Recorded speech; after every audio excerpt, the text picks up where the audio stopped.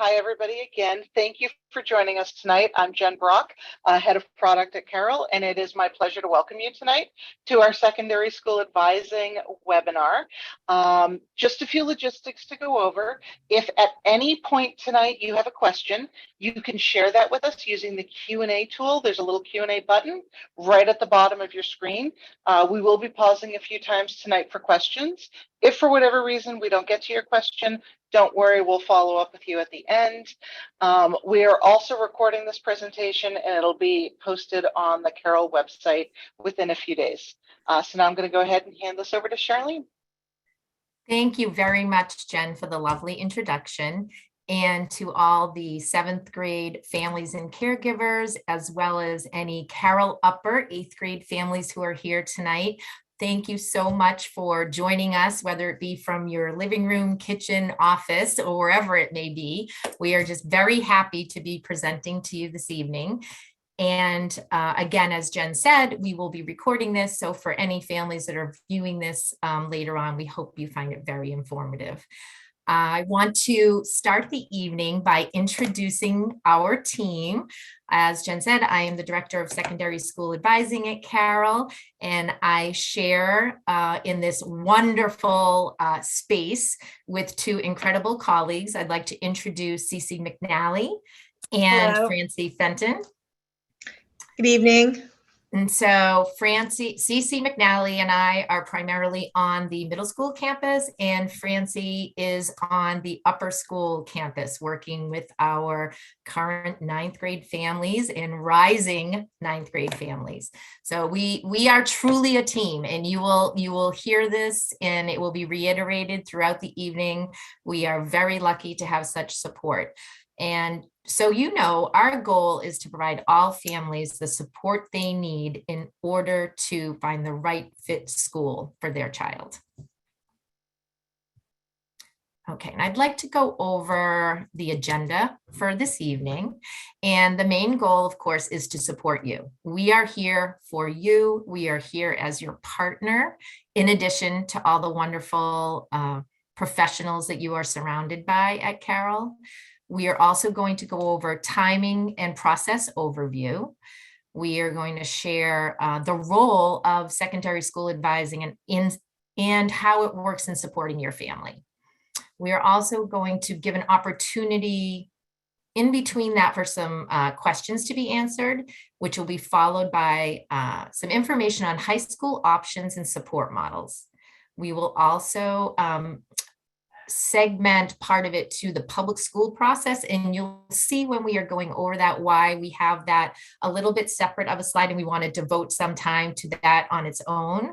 And then we will also go over some frequently asked questions that we've had from families over the years, and we'll be sharing some resources and again give some opportunities for questions. So before we begin with the process, I wanted to touch upon how some of you might be feeling right now.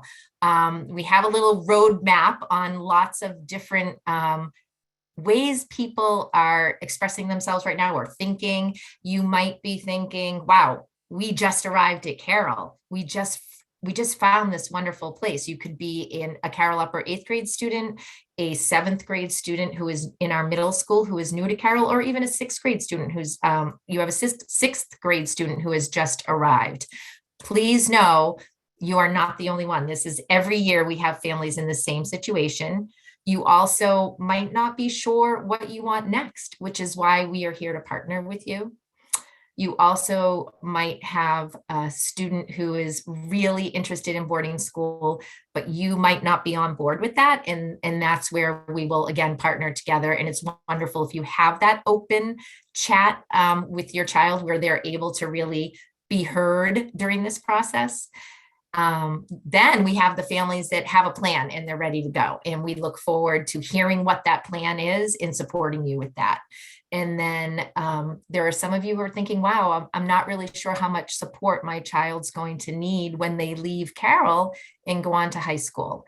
And we hope that through this process, we are going to be able to guide you and not only guide you, but help relieve some of those stressors that you might have and help you get to a place where you feel really good about this whole process and the journey you're about to take. Okay, so the roadmap of the process or roadmap to success. First of all, you're here at the high school overview meeting, which is terrific. That would be the first step. So again, for those who are viewing this for the first time on the recording, we hope that you are finding it very informative. And for those of you here tonight, we're so glad to have you. Following this evening, you're going to hear a little bit about this. We are going to be providing you with an email that just for you with your own parent questionnaire. Once that parent questionnaire is submitted to your designated secondary school advisor, you will then be moving on to the next step where you will be scheduling a meeting with your designated secondary school advisor in the spring or fall. The next step would be to research schools. So following the meeting, we will have discussed some schools. You may have provided some ideas that you have already been thinking about. So you'll spend some time researching the schools. You will then move on to tours and visits and interviews. Then as we move into the fall, later fall, you're going to refine that list of schools and you're going to be in contact with your secondary school advisor. And it's going to be a fluid list for some of you. It may start off with a certain number and then reduce down. You may add schools. You may add in your wonderful public school as an option. This is one of those pieces where that refined list of schools could be ebbing and flowing during this time. Following that piece of refinement where you are communicating that with your secondary school advisor, you will move on to, well, during this, you're also going to be working on the applications, but you will have the school applications in December or January, and you'll be working through the return to school to public process, if that is your choice.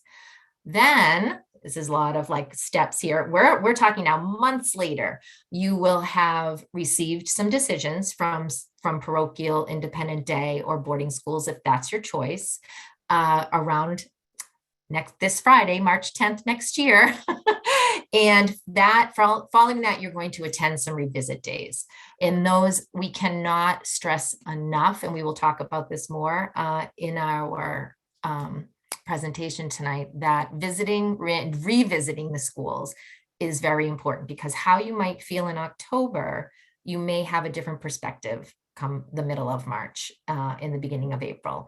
And then in April, you will be making that decision on where is your next step for your student and what's the best fit high school for them.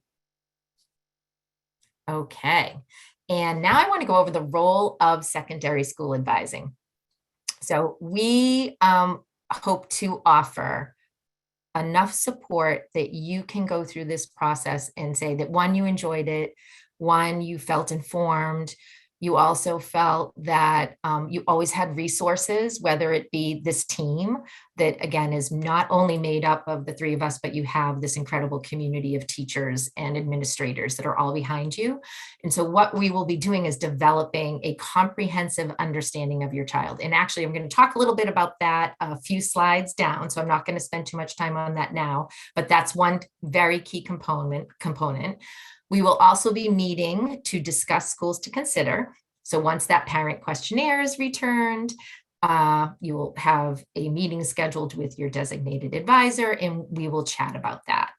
Following that, we will coordinate the submission of required materials to schools. And what that will entail is full academic reporting for at least the past 2 years. We do have, and we have found there are some schools that occasionally will require a third year. So for those of you who have just arrived at Carroll in 7th grade, or you've just arrived at Carroll Upper School in 8th grade, that would, if they needed an additional year, you would be in contact with your prior school and they would submit that directly. Otherwise, Cece, Francie, and I will be taking care of all of that for you. In addition, the letters of recommendation. So these would include a character recommendation, which serves as the principal or counselor recommendation, an English recommendation, and math. There are a few schools that will require a tutoring recommendation if applicable. And we want you to know these are all approved Carroll recommendations. And when you get to that point in the process, it feels like a lot. Who do I assign this to? What should I do? The answer is reach out to us, because we are going to take that off your plate. We can check that right off for you. Something else we want to help with is support in the transition to public regarding an IEP or 504. So if you're a family who knows you have a high school or you feel your high school can support your child and they're really excited about moving back into that space, we certainly want to support you as much as possible through that process. In addition to that, we will be hosting several events in the fall. We're very excited about this. We love these events. We appreciate offering them to you. And we generally kick off, we don't have the timing yet, so you'll be getting some information probably the first week back in September with the dates, but we will be hosting a benefits of boarding school event, a parent alumni panel, and then independent school presentations. And I do want to back up a little bit to each of these. The benefits of boarding school event, some of you might be thinking right now, that is not on my radar whatsoever. However, the professionals that we have usually 4 or 5 admission directors or team members from a school, each school, on our panel. They are charismatic, they are fun, they are informative. It's just a wonderful night. There's an opportunity to ask questions. The other piece that I find so valuable is even if you are a family that knows your student is going to an independent day school or a parochial school in the area, you can often find some wonderful pieces of information that are delivered by these professionals with respect to what kinds of support systems they have in place at their school, what is so wonderful about their community. So you might walk away and say, well, although I might not be going to boarding school, I love how their academic support center runs this way. I think I'm going to look for something like that in the area. Or you might think, well, maybe I will be entertaining a boarding school option. The parent alumni panel speaks for itself. It is made up of a parent representing a public school, a parochial school, a day school, a boarding school, a Carroll Upper, a parent from Carroll Upper.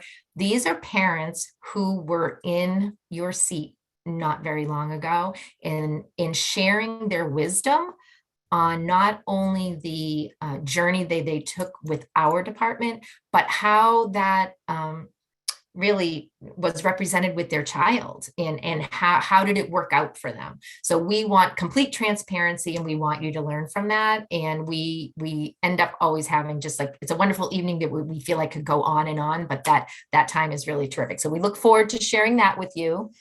And then the independent school presentations will be primarily local day schools. And we generally do those once a week. And they're in a very, a remote delivery where it is specifically geared for Carroll families. So it's really a wonderful opportunity to ask questions with the school you might be interested in.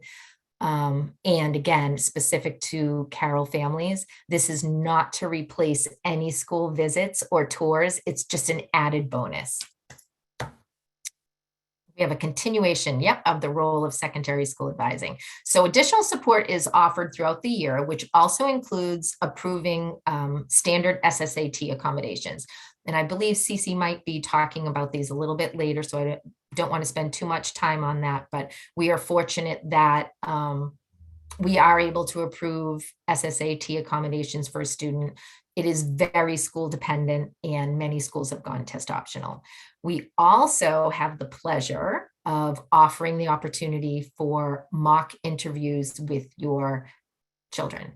It's actually one of our favorite things to do. I know that Cece, Francie, and I both love this because one, your kids are amazing. And generally one meeting with them in a mock interview and they are ready to go. And by the end, they're professionals. And I have to tell you a funny story. Recently, I had a student I think the family was nervous that they would be nervous. And I met with the student and he was terrific. And he came back to me after one of his school interviews and shared that the admissions professional was fairly new in the department. So when he came back, he said, well, Ms. Kometz, I know that I've had more interviews than he has. So I think I made him feel better about it. And so by the end, he actually was adding to the interview by asking him questions. So my point to that story is your kids are really quite wonderful, and the admission professionals are also wonderful, and they know how to draw the information to put the kids at ease and share the wonderful attributes about themselves. But we enjoy that, and we are able to schedule those throughout the fall. And if you have an opportunity when you know you're visiting a school or interviewing a school, if you could let Francie, Cece, or I know 2 weeks before or a week before, 2 weeks actually, we can schedule time, and it would be with your designated advisor. In addition to the mock interviews, we will be publishing monthly to-do lists. And I say that suggested to-do lists for you to keep you on track. This will be provided in email updates, and then also always important to check the Thursday update and calendar. But the Thursday update is a wonderful resource in addition to the emails we will be sending you with these checklists.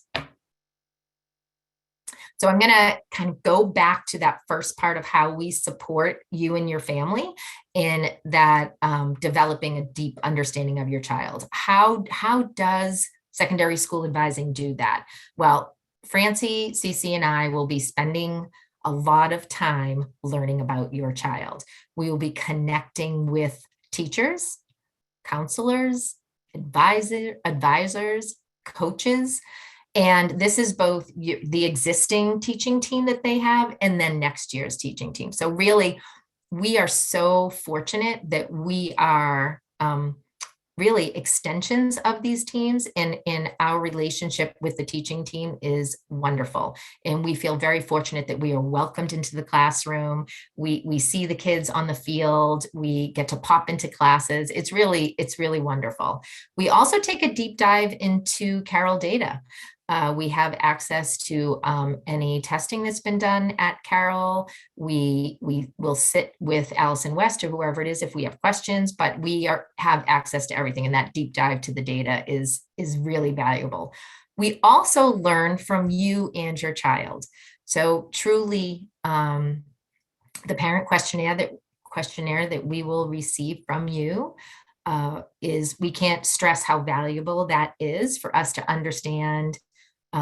Well, or who better to understand about your child and their gifts that they bring to the table than you, and and also your child. We love the opportunity to see them in the hallways and sit in sterile lobby or go over to the kitchen over at the upper school, or Francie's an advisor, which is fabulous. So she really sees the kids every day, frequently throughout the day. We also want to understand their strengths and areas of need.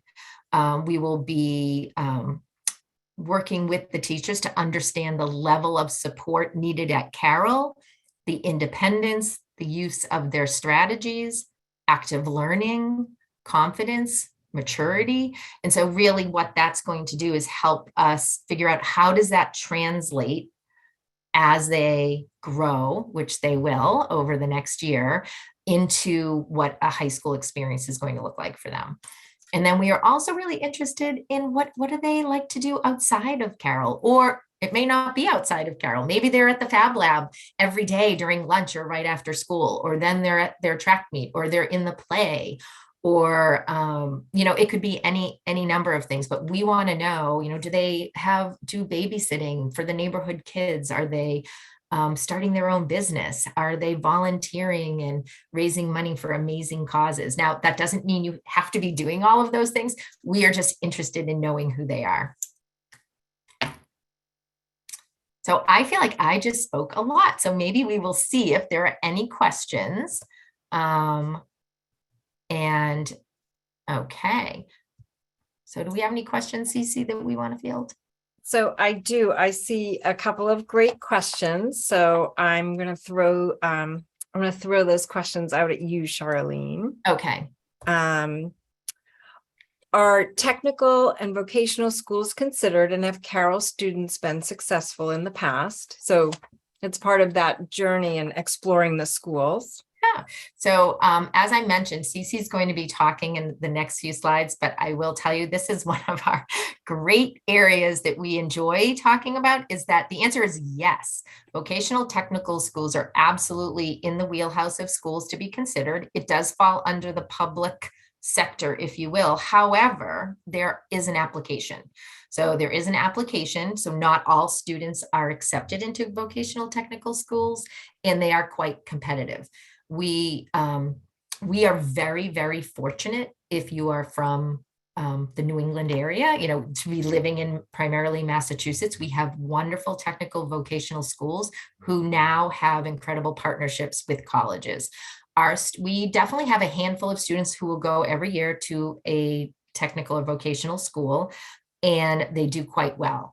The ones that our students have gone to, those schools also partner with us to really understand who your child is, to make sure they are receiving the support. And I will say the college trajectory for them, they're very, very successful. So absolutely, if this is something of interest to you, it is worth pursuing. I have another question, and I think this is like the perfect spot in our presentation. And you're good with your top tips, Charlene. So, oh boy, what are 3 tips for families to get through this journey feeling confident and less stressed? Okay, well, I'm hoping that just by being here tonight, you feel a little less stressed. But in addition to that, we did give a lot of information. So really, you want to partner with us. You want to partner with your advisor. So whether it be Francie, myself, or Cece, be in communication with us and use us to help you feel better about the process and have us answer the questions for you. The other piece would be to plan accordingly with regards to due dates, et cetera. So part of when I was talking about that process, so we talked about visiting schools, and we talked about interviewing, and we talked about getting the applications in. So you might want to think about, well, if I'm going to be doing a lot of visits, let me see, I'm going to try and space them out. Maybe I'll do some on the weekends and some a Friday afternoon when we have a half day of school. And I know they're going to be writing some essays. This is something Cece's going to be talking about. I see the school uses the Common App. So now my student only has to write, this many essays, and I can apply to all these schools by using the Common App. So I guess kind of when you have some schools of interest, looking at their dates and just, trying to plan accordingly for that, but also be in touch with us because we can help you with that as well. And I'm trying to think, listen to your child. That was my other thought process. Listen to your child because they are amazing and they have a lot of vested interest in where they go after Carroll. So I think just being heard and the value of their thoughts and opinions are really important, and they're really smart. Well, thank you, Charlene. So now I think we'll move to the next slide, and we have some more information for you. So I said hello at the beginning. I'm Cece McNally, and I work really closely with Charlene at the middle school, and a little bit. I get some time with fabulous Francie up at the upper school. So what I'm going to start with you today is how we portion the information out to start breaking it down into chunks. So just to make it a little bit easier to get started. So our options for schools are public, private religious or parochial day, private day, and private boarding. So public is your town school, your town or city school. And it also include your technical, your vocational, Aggie schools, and or charter schools. We have a lot of information to help you if you're interested in your town schools and your public schools, your voc schools. And so use us as a resource, and we can walk you through a lot of that information. Your private religious or parochial day schools, that kind of explains itself. So those would be Catholic Memorial, GAN, Academy, Arlington Catholic. The parochial schools, you do not necessarily need to be Catholic to go to. Sometimes with the religious day schools, you need to be part of that religion in your background. So like Gann Academy. So great options there. Our private day schools in the area are excellent and they love our Carroll students. So some of our kids love to go up to Landmark, some Lawrence Academy and Chapel Hill Chauncey Hall are some of the examples. Beaver and Brimmer, you name it, they're all great schools. And then we have private boarding. You may have an opportunity to take that trip up to Proctor, Brewster, New Hampton. Maybe you'll head down to Rhode Island, to St. Andrews. Maybe you'll go to Maine. Maybe you'll go to upstate New York. Lots of great private boarding schools that our kids like to go to. So now that we have the schools kind of broken down, then we break it down again into levels of support. So comprehensive so Carroll School is a comprehensive school, integrated moderate, or minimal support.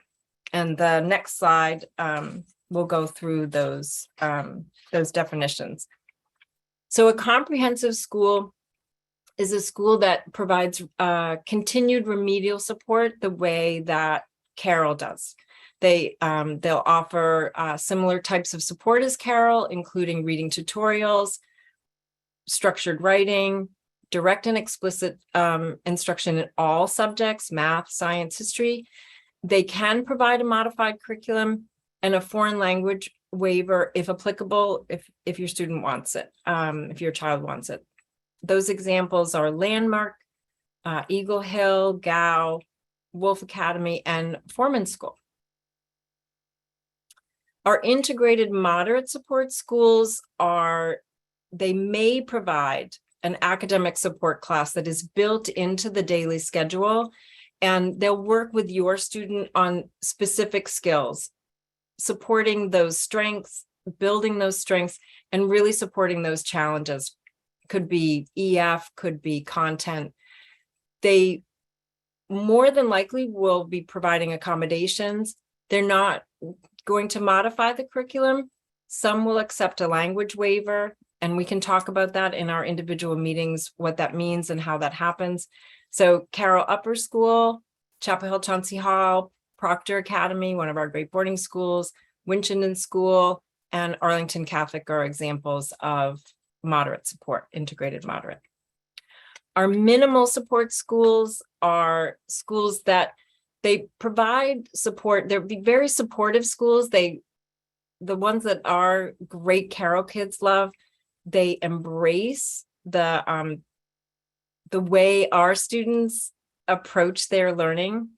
And then the support, the academic support can come in the form of peer tutoring or writing centers or drop-in learning centers. Accommodations may be provided, so extra time, that sort of thing, but the curriculum is not modified. Check-ins with teachers are encouraged, and that can be available within the schedule at study halls, during lunch, maybe a block at the end of the day before extracurricular starts, sometimes coming in early. A language waiver is generally not available or granted.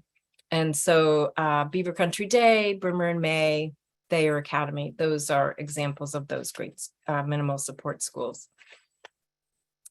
In our public schools, it's it's district dependent. And so one of the things I think that Charlene and Francie and I want you to know is, if you're considering your great public schools, it's important to know that going to high school is different than maybe what if you didn't have a fabulous experience in grade school, or if you've come partway through middle school. Our kids do really well at all of our great public schools here in Massachusetts, or even some of our families who come from New Hampshire. So each district delivers their support slightly differently. It's great to start that conversation to find out what they do offer, and it varies by district. So as I said, the district and special education program, what they have available, what it says in the testing, and what is the diagnosed learning difference, and then developing that IEP or 504 plan and in our parent meetings, we'll help, we'll talk you through that. What can Carroll provide in terms of letting your great public school know what are the supports that your student benefits from? And our teachers help us with that. They're really good at explaining to the schools. So. Oh, and now it's time for Francie. She's going to tell you all about Carroll Upper School. I'll be brief about the Carroll Upper School. First off, if your child does come to the Carroll Upper, I would have the privilege of working with them as their secondary school advisor. So I feel very honored for that that sort of challenge and that wonderful opportunity there. I want you to think of Carroll Upper School as a small community where students can strengthen their skills, whether that's going to be in OG or writing, but be part of a supportive environment while tackling high school material. I mean, we are a ninth grade, we are high school. So we do have an expectation for our students of moving them towards true independence with regard to their work, with regard to their self-advocacy skills, and while building up their confidence. So that's just a little bit, and I think they mentioned over here on the rigorous course, it does, either algebra or geometry. We do have English literature and composition. There is a lot of writing. So it is a true ninth grade experience. The expectations are different, and I'm sure that our division director, Kate Collins, would be happy to tell you more. So I'm going to leave it at that for now, but it is a wonderful opportunity for any and all of our Carroll students. Now, does anyone have any question about any of this, or can I look at a few questions there, Charlene? That would be terrific. Okay, so let's see here. Any support or advice on the IC for the schools that require this, the ISEE? So I'm happy to answer that. Generally speaking, the ISE is only required if you are in middle school. So for the families applying out in 8th and 9th grade, if testing is required, it's generally the SSAT or the high school placement test for a parochial school. So I would say I wouldn't worry about that. So that would be something you could probably take off your plate. But if there's some unusual circumstance, we can certainly explore that for you. Okay, somebody asked if the presentation will be shared out with them. We just want to let you know again that the presentation will actually be posted on our website, so you will have access to this presentation if you'd like to view it again, or if there's someone who missed it, missed being here tonight. We also have a question regarding standardized testing. Does Carroll offer it, or can we be connected through Carroll for standardized testing? So we don't offer standardized testing. You would go through the SSAT.org. We actually have quite a bit of information on our website, which explains the standard accommodations that most of our students would receive, given that they are from Carroll and have a diagnosed learning challenge, learning difference. And we can provide you with private, I shouldn't say that. The SSAT.org is the best place to go, because that's where you could schedule the testing date at a test center or an at-home test. There is an occasional situation where a family is working with a private evaluator and they may have the testing done with the evaluator. So we can approve accommodations for the test, but we don't have the test at their school. And truthfully, over the years, it's a much, much smaller percentage of students that are either required to take the test or take the test. Okay, before we go on, I'll ask one more here. Sure. Are you able to share the full list of schools and their comprehensive / integrated or minimal support classification? So what will happen is when you have been contacted by your designated secondary school advisor, you will then respond with your parent questionnaire whenever it's convenient for you. Set up a meeting. At that time, your secondary school advisor is going to go over that list with you and some of the information. We will give that with you to take home. So at that point, you will have a discussion and you'll have access to that information. Did I answer the question appropriately? I think you did. Yeah. Okay, We okay. can I just jump want to make in. sure I didn't miss anything. We can jump into the frequently asked questions if you'd like, and then I think there might be some spin-offs on a few of Oh, these. terrific. So I see that we have that question, which secondary school advisor will I be working with? So those of you who are with us from Carroll Upper's 8th grade, you should know that you are working with the wonderful Francie Fenton, and anyone who already knows that they will be making a move to the upper school following their 8th grade year, you will also be working with Francie, which is really terrific. So going into that 9th grade year. And then on the middle school, we will be, we haven't, there's no decision making yet. We know conferences are coming up. We're still working with our current 8th grade families, as Francie is also working with her 9th grade family. So in a very short period of time, you will be in contact from one of us and know who you're working with. But again, we're all a team, so it's pretty great. Let's see. Do I need to supply information to secondary school advising prior to the meeting? Yes, the parent questionnaire and any new testing. So again, this will be the parent questionnaire specific to you will be provided in our introductory email. And then if you have new testing that you recently had done, it would be wonderful if you could share that with us. We would really appreciate it. Then we have, when should I meet with secondary school advising? So the question on should, I guess that is the big question. It would be, once we receive your parent questionnaire back, there is a space to request a spring or fall meeting. And so basically we will start setting up meetings with existing 7th grade families and Carroll Upper 8th grade families beginning April through early June and into next fall.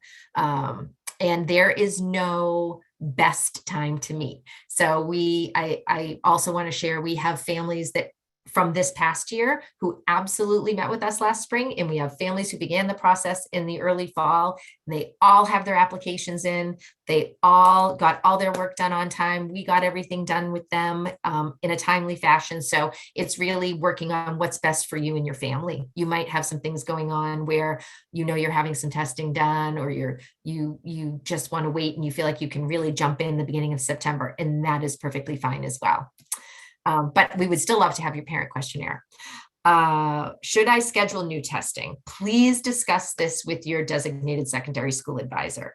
Generally, the testing should be less than 3 years old. So if you think about where we are today, and think about when the schools will be reviewing your student's file, which will be essentially in anywhere from late December through to the beginning of March. So if you have provided testing to the family and it's expiring or past that 3 years in that February, you would probably want to think about having the new testing done. And then the other piece is think about the growth your child has experienced while at Carroll. So something you can discuss with your secondary school advisor. I think we have a few more. Oh, what are the different types of application methods? So we have, they vary from school to school. It's very important that while you're in your exploration phase and looking at the schools, that you do go on the admission pages of the school websites to determine the appropriate application method, and then use the one that is most efficient. And I'm going to explain that in the next question. What is the difference between the standard application online and Ravenna? So the standard application online, often referred by us as the SAO, you will hear that a lot, and Ravenna are online application portals used by a number of high schools. And the applicants are able to submit the majority of their information once and then apply to any number of schools that use these portals. They're very convenient and we encourage you to use them. Now, going back to the other question, when it said, and then use them, where I mentioned to use the most efficient method. So I'm going to give you an example where a school, I'm just going to use Lawrence Academy. Lawrence Academy uses Gateway and they use the SAO, Standard Application Online.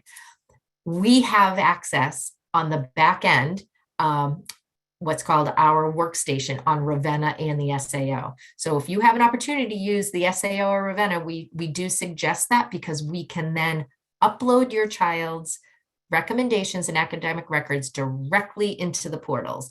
And you will see check marks next to everything that is completed. So it's a very nice way for you to keep track of things, and we can make sure that we've got everything checked off, and you can see what's been completed and done on time. The other piece is the SAO is really almost like the Common App for college. So oftentimes you will be able to do one set of essays your child will have one set of essays that can then be distributed to all the schools rather than writing a number of. But this is, again, a more intimate discussion with your secondary school advisor, but I wanted to give you an idea as you hear these words of Ravenna and SAO. And again, if there's an obscure portal, maybe check in with one of us and say, oh, I have a choice. Which one, do you think I should use if there's a question? Does my child need to take the HSPT or SSAT? So not all high school, independent high schools or boarding schools require the SSAT. So again, what you want to do is check in with us, but also look on the school's website. What we found over the last few years, many schools have gone test optional, and we truly find that if it is a test optional situation and the SSAT testing is not something that's going to shine your student in the best light or show their strengths, that applying without it is perfectly fine because it is optional. And then many don't require it. And then we will help you determine if a school does absolutely require it. Also, the HSPT is a testing requirement for most parochial schools. They do also accept the SSAT, but if you're only applying to a couple of parochial schools in the area, you may want to just consider taking the HSPT. And that's what it says at the end. Many schools have gone test optional. Some other frequently asked questions, SSAT specific. How do I sign up? Directions can be found in the secondary school advising section of Carroll's website or at ssat.org. The question, can my child get accommodations? Yes. Directions for requesting the accommodations can be found on the website as well. And fortunately, I am the approver for Carroll School. So if this is something you are embarking on, or your child's embarking on as a requirement, or they just want to take the test because it's something they're interested in doing, follow the steps on our website on the information to put in, and I'm able to approve those standard accommodations. And then I think perhaps, I don't know if Cece had already touched on this, who sends the SSAT scores to high schools? This would be done, the parents would actually do this through the portal. So there is a space in the portal that allows you to add a school. So going back to the one before, you will want to add Carroll School as an advisor, and then you will also want to add Carroll as a score recipient, and not add another school until you know you're sending them. But we can talk about that later. We just want to touch upon it. This tends to be a question that just comes up every year. The SSAT gets on families' minds because you've stepped away from standardized testing while you've been at Carroll. So it's something that is on people's minds. And this is something we want to put your mind at ease, because in many cases, your student won't be taking it. Okay, let's see. When does my child write their essay? So your student may begin brainstorming their essays at any time once they have access to the prompts or they become available. So essentially, that usually happens in August. So even the new SSAT testing calendar starts in August. And oftentimes, if there's any adjustment in essay questions, that would also happen around August. But if you know you're applying to a certain school and you log into one of the portals, you could have access to those questions again as soon as usually August or September. And so in terms of the writing of the essays, if they want to begin thinking about that, that is wonderful. They can start and kind of spread it out over time. let's see. And when visiting a school, what questions should I ask or consider to assess the school? I would say really focus on questions that will help you determine if this is the right environment or community for your family and student, not it's not always one small component. It is, and you want to make sure, is it a place that fits their needs and goals? Listen to the questions that you might be on a tour with a group. Listen closely to the questions. Keep your eyes open on how the kids interact with each other. Does it ask the questions about support? What does the support look like? Don't be afraid to ask those questions about academic support. It's almost rare to find a school that doesn't have some kind of support. So to ask outwardly is absolutely the way to go. Does it have enough support to challenge them throughout their time at school? So again, this is something that we can talk about too during our meetings. All right, I think that. So Charlene, can I jump in here? Yes, please. We have some good questions. Maybe now's time to Sure. go over a couple of them. Yes. So actually, I'm going to ask and answer the question. I'm just going to. I love that. Okay. How do you determine what level of support your child needs? That's it's a longer answer. That is one of the best parts of our job is in the getting to know your child, getting to know your student, getting to know what their student skills are, where their talents lie, where their strengths lie.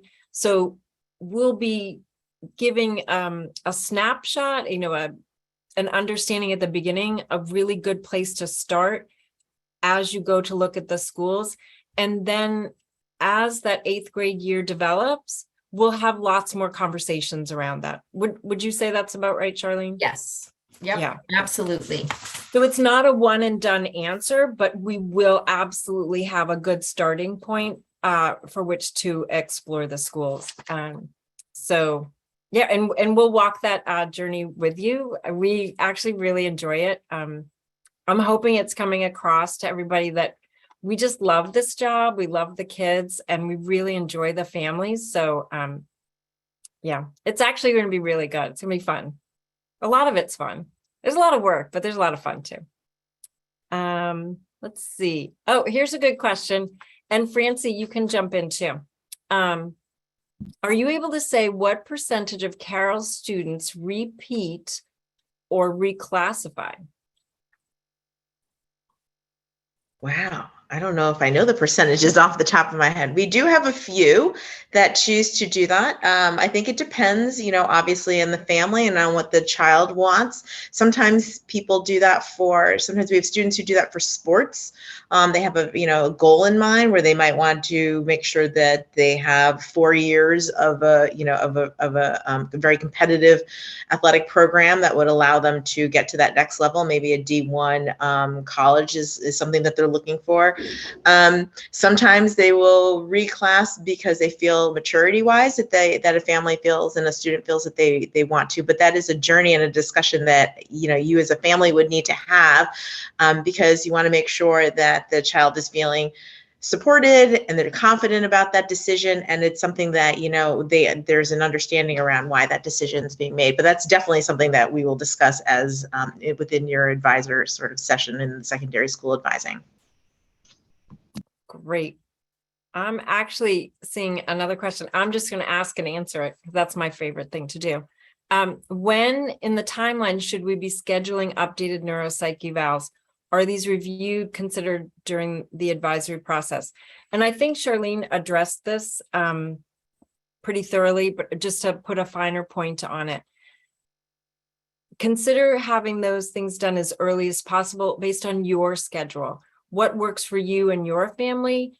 If you have a preferred practitioner, a provider, if you're going to be working with your public school district, just kind of put this on your to-do list to start exploring what that's going to look like sometime between now. So we're in March, and I'm going to let Francie and Charlene weigh in. Sometime before December, get that testing done and the report in hand, because it will make you feel better. It will just be done. The caveat to that is if you can't get it done, if you can't get it in hand till January or February, just talk to us. Let us know, because we can help you figure out how that's going to work, how it's going to work in terms of us advising you for schools, in terms of you sharing that testing. We can help. Don't worry about it. See what you can do, and then don't worry about it. Just keep talking to us, because we can help. Cece, may Cece. I ask you a question there? Yeah. So do you recommend that families have the test done during the summer? All right. So I'm going to say I'm not a fan for the students to have it during the summer, because they're no longer in school mode. So we're done with school sort of mid-June.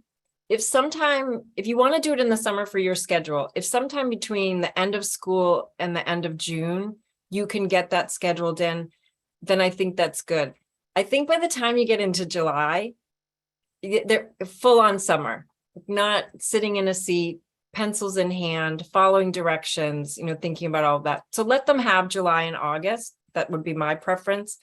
When you come back to school, the end of August, beginning of September, I guess it will be after Labor Day now.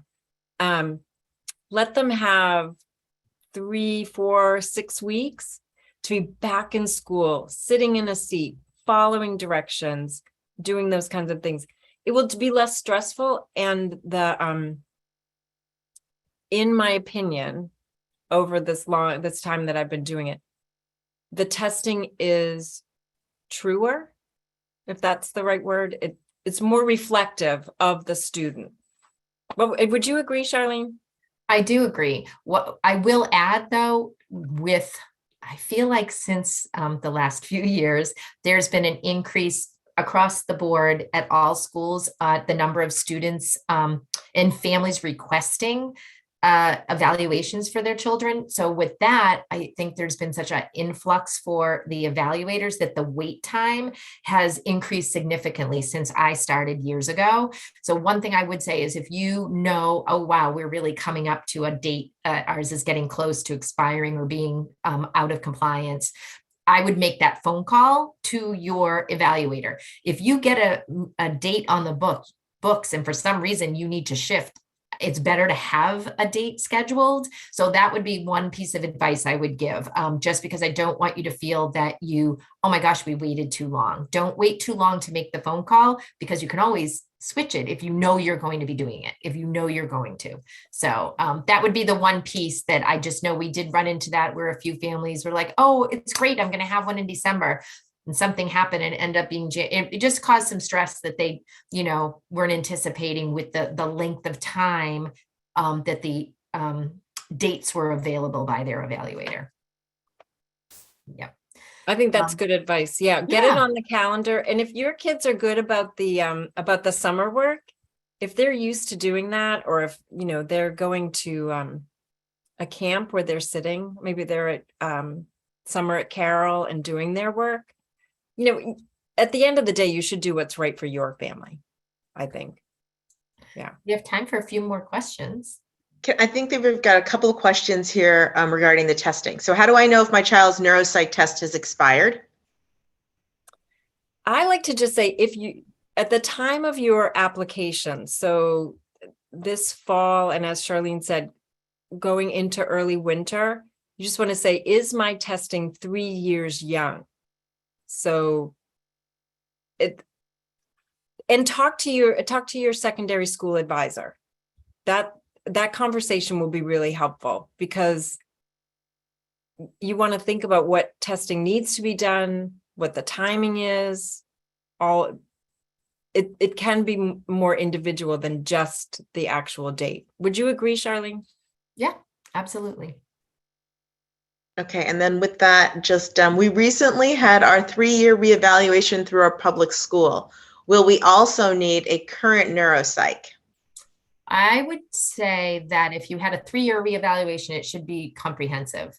And if you are happy with the results, of, and you feel like it's a good picture of your child, it should be fine. Certainly we don't want people going out and doing extra testing that's unnecessary. I think that if you feel the school did a good job, I would absolutely stick with that. What I would ask for when you have an IEP, if they did a 3-year reeval, they will often do a summary for you within the IEP. I would ask for all the individual tests, because what you would be submitting to a school from coming from Carroll is actually to an independent school. You would be submitting the testing versus the IEP, because we did not craft the IEP. Carroll does not craft IEPs, because we, as a school, provide everything you need within the classroom and it's organically happening, versus a public school where they have to document, we're going to do this 3 times a day. It's a little bit of a different process. So I would ask for the testing, but you should be fine. But I would chat with your advisor about that, but you should be in good shape. Any other questions? I don't think so at this Okay. time. Yeah. Well, we have another slide up. So the other question would be, well, we want to know, given all this, what's my first move? Well, your first move happened. You are here. This is wonderful. But you want to bookmark Secondary School Advising's tab on Carroll's website, which can be found under Student Life in the Parent Community pages. Just so you know, we will be updating the information in the coming months. There are some outdated things from this past year. We want some fresh new material designated and devoted to you specifically. We will have this presentation, as Jen mentioned. This will be up maybe by the end of the week or the beginning of next week for your review. We also ask that when you receive the email from your designated secondary school advisor, please complete the questionnaire and return it. Now, with that being said, please don't feel that you need to rush and have this returned immediately. This is not, an assignment that needs to be done right away. We would love to have all of them in hand by the end of the year, so that we can just review the information, even for those who are interested in meeting in the fall. The other piece is, there was something else I was going to say about the email. Oh, just again, because we are working with the current 8th grade and 9th grade families, we are going to be sending those emails out over the next couple of weeks. And then, given your preference on meeting kind of like spring or fall, Francie, Cece, and I will be setting up meetings with you. And really, what I think all of us want to say is trust the process. Trust the process. Your kids are wonderful. Schools are fans of Carroll students. Your children will walk away leaving Carroll with an abundance of tools and strategies and confidence and pieces of them that other people aren't fortunate to have.